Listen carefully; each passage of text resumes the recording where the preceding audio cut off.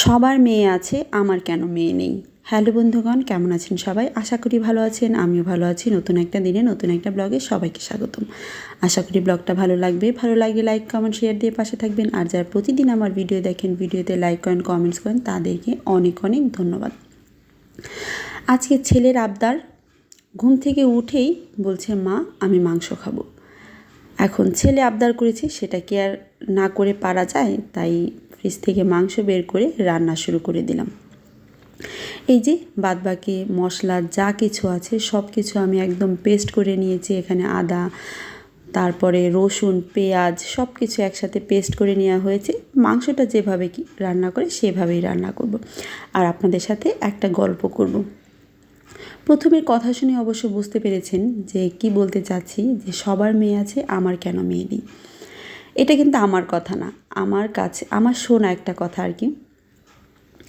কিছুদিন আগে আমি আমার অফিসের একটা ক্লায়েন্টের সাথে দেখা করি, পুরনো একটা ক্লায়েন্টের সাথে হুট করেই দেখা হয়ে গেল রাস্তায়। তার কোলে দেখি যে একটা মেয়ে বাবু।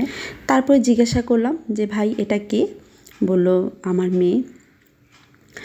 আমি শুনে মোটামুটি অবাকই হয়ে গেলাম, কারণ আমি ছেলেকেও দেখেছি অনেক বড়, আমার জানা মতে তার একটিই ছেলে, কিন্তু মেয়ে যে আছে সেটা বুঝতে পারিনি। পরে বললাম যে মেয়েটার বয়স কত? বলছে যে 2 বছর। আমি বললাম আচ্ছা, ও তো অনেক ছোট। বলছে হ্যাঁ। বলে জানেন আপা, এটা আমার অনেক সাধনার ফল।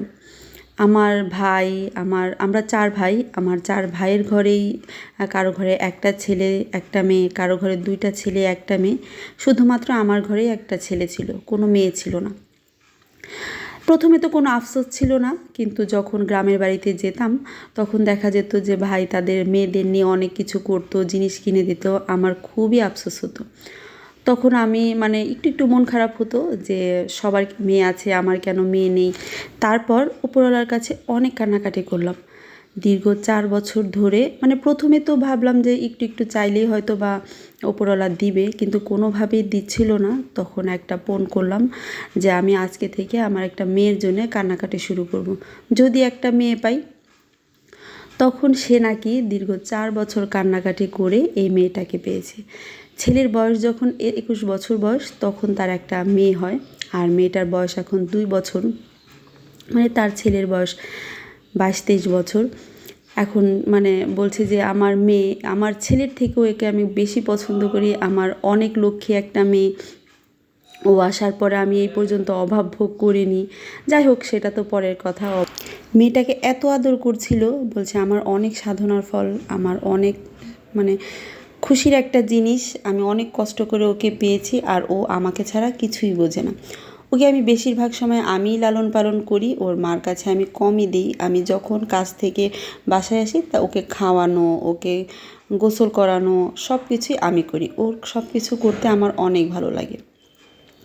এটা শুনে আমার এত ভালো লাগছিল, এত খুশি লাগছিল যে একটা বাপ পাগল মেয়ে পাগল বাবা আর কি মেয়েটাকে কত পরিমাণ আদর করে। আর মেয়েটাও দেখছি বাবার কোলে উঠে বসে আছে, একটু ছেড়ে দিলে আবার কোলে উঠছে।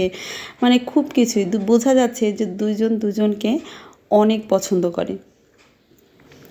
দেখে খুব ভালো লাগলো। আর এই কাহিনিটা আমি সবাইকে বলছিলাম। এমনিতেও দেখা যায়, সচরাচর দেখা যায় যে খুব পছন্দ করে, কিন্তু এত পছন্দ করে, এত সাধনা করে একটা মেয়ে আনা, এটা আমি কখনো দেখি নাই। এই প্রথমই দেখলাম, আর দেখে খুব ভালো লাগলো। তাই ভাবলাম যে আপনাদের সাথে একটু শেয়ার করে দিই আর কি।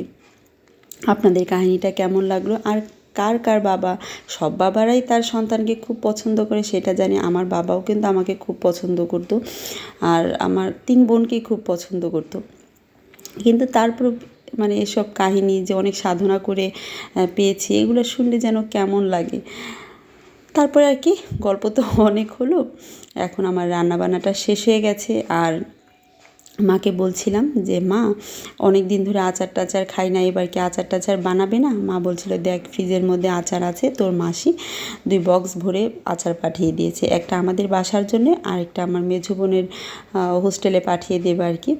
আর এটাই বের করে খাচ্ছিলাম। আর আচার তো আমার ছেলে খুব পছন্দ করে, আমিও পছন্দ করি, তাই দুজন মিলেই খাচ্ছিলাম। আজ এ পর্যন্তই। আশা করি ব্লগটা ভালো লেগেছে। ভালো লাগলে লাইক, কমেন্ট, শেয়ার দিয়ে পাশে থাকবেন। টাটা।